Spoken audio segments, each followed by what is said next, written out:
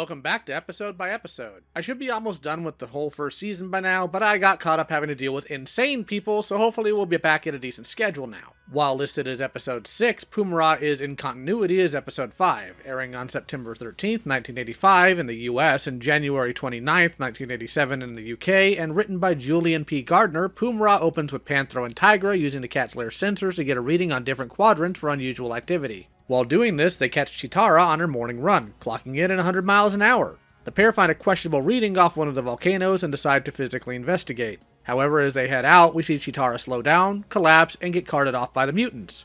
Shortly after, Tigra and Panthro investigate the volcano before heading back to the lair, where they discover Cheetara is late to arrive, deciding to give it some more time. We'll give her another 5 minutes. This is when we see the mutants at Castle Plundar commenting on how they left Cheetara with Pumm-Ra, choosing to trust his plan. We see what Pumm-Ra's plan is in his pyramid, where an unconscious Cheetara rests. Pumm-Ra, through the power of the ancient spirits of evil, changes his appearance to that of a Thunderian commoner. He takes Cheetara to an isolated area and awakens her. He deceives her into thinking he's a Thunderian, and she, of course, brings him back to the cat's lair. He's taken before the ThunderCats, where they give him a room and tell him to let him know their decision in the morning. Pumm-Ra wastes no time in getting comfortable and radioing the mutants, letting them know his infiltration was successful. We cut to the ThunderCats Council, of which Tigra is the lead. They hold a vote on whether or not they should take Pumm-Ra in. While Lion-O is all for it, Jaga pops in to give some very solid advice. Be not hasty in your decisions, Lion-O. Your instincts may be correct, but one does not make decisions by instinct alone. Let the facts weigh heavily on your mind, and listen to your peers with caution. Tigra and Panthro think they should give him a week's probation, and the rest agree. Later that night, Pumm-Ra takes advantage of the quiet of the night to sabotage the ThunderCats' tech. This is when he passes by a certain room and makes an interesting observation. Yes, this door would be safely locked to anyone but Pumm-Ra. They have used an old Egyptian tomb device, unknown for 1,000 years. Unknown, that is, except to one who has lived for 1,000 years. It's the sword chamber, and after wrapping the sword in a cloth, he makes out with the weapons back to his room for the rest of the night. In the morning, they give Pumm-Ra their verdict, and after some close calls where the ThunderCats almost found out about Pumm-Ra's sabotage, all but Lion-O, Snarf, and Pumm-Ra are left at the lair. Lion-O notes the boredom of being left to guard duty and decides to try to use the cat's eye scanner to see how the others are doing. But, of course, the scanner isn't working, so Lion-O decides to try the sword, finding out that it's now gone. His final attempt is to try to get the Thunder Tank outside to work, but to no avail. While outside, the cat's lair head starts flashing its eyes and sending off an alarm. The mutants, hidden in foliage, state that this is the signal they've been waiting for. This is when Pumm-Ra's maddening cackling from atop the lair stairs cut through the scene. Lion-O confronts him and tries to rush him. Pumm-Ra, in response, gives what is probably the most cutting insult in the whole series.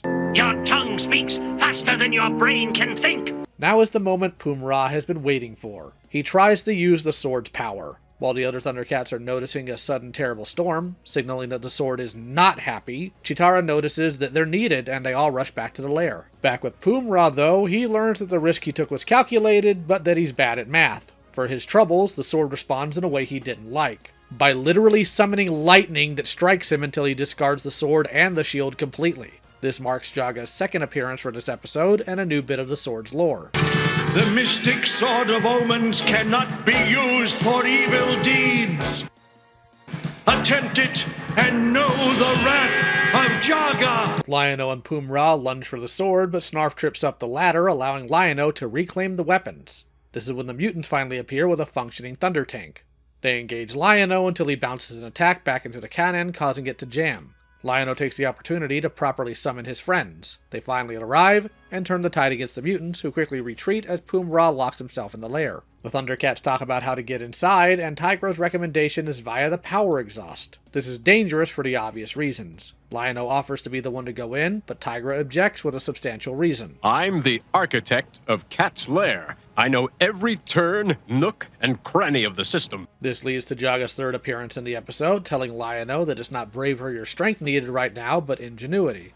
Lion-O relents, and Tigra goes in, barely clearing the exhaust before the power turns on. The others scatter, trying to distract the lair's eyes. Cheetara running, Panthro climbing, and Lion-O just using the sword to blow out the ice completely, with the sword completely overriding the lair's defense systems, and granting Lion-O and Chitara entry. We cut to Pumm-Ra standing in the mouth of the lair's head, who summons a literal moth monster specifically to fight Panthro. But because Panthro is a complete boss, he takes down the monster solo. Pumm-Ra retreats to the control room, where he is accosted by an invisible Tigra as the others arrive. They all corner Pumm-Ra and demand to know who he is, or what he is.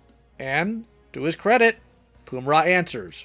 Suffice to say that I have lived here for 1,000 years. It is you who have disturbed my rest.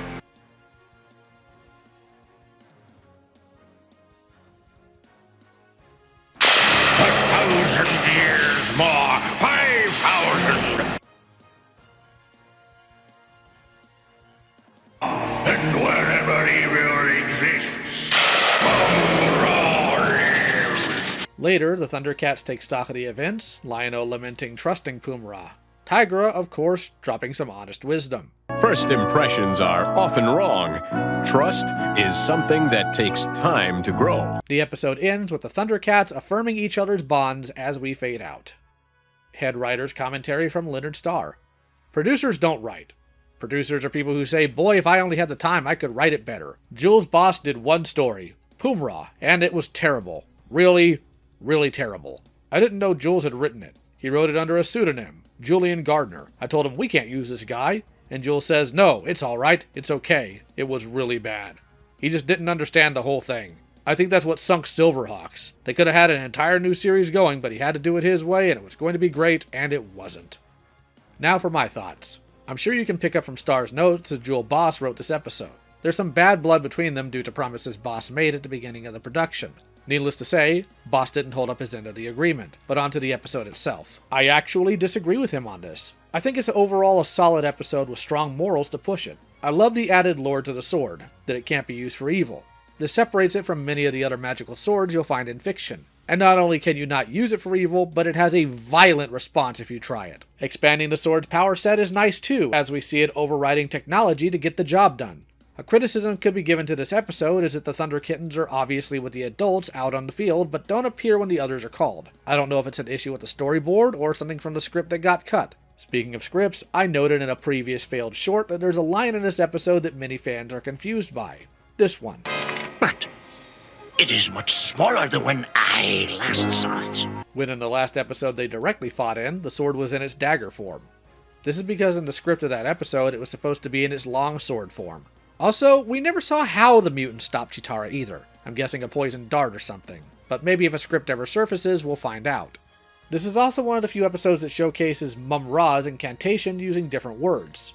This is also, I believe, the one episode that Ghost Jaga has the most appearances in, dropping in a total of 3 times to dispel wisdom. Another thing I liked is the ThunderCats showing proper caution about Pumm-Ra as a whole. Even Chitara, the person he allegedly saved, not rushing into immediately trusting him completely. The only character rushing in to do that was Lion-O, highlighting his immaturity. Other cartoons would have the characters all immediately drop their guards completely for the sake of the plot, and that was avoided here. It's appreciated.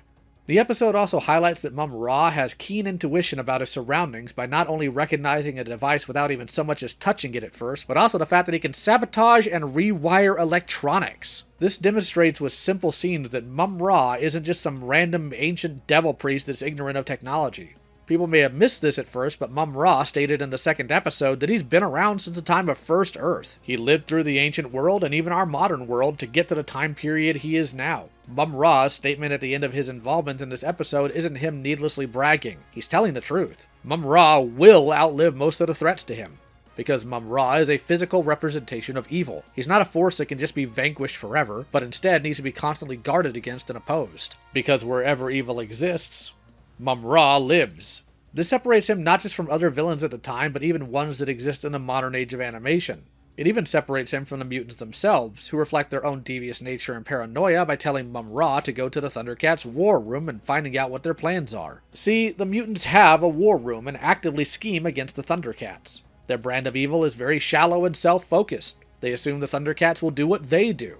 But the ThunderCats have no war room. They have no plans. This detail, whether intentional or not, Shows that Pumm-Ra knows the nature of the ThunderCats more than their most consistent enemies do, which is why he messed with the defenses. He knows that good by nature is reactionary in action.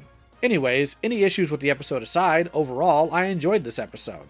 Lord knows we rented a VHS for it a bunch of times when I was a kid. Hope you join me next week when I tackle an actual bad episode of the series, The Terror of Hammerhand. Let me know what you thought of today's episode. If you want to support the channel, feel free to check out the Patreon in the description or hop into the community Discord just to chat. Take it easy, and we'll see you next week. Take care.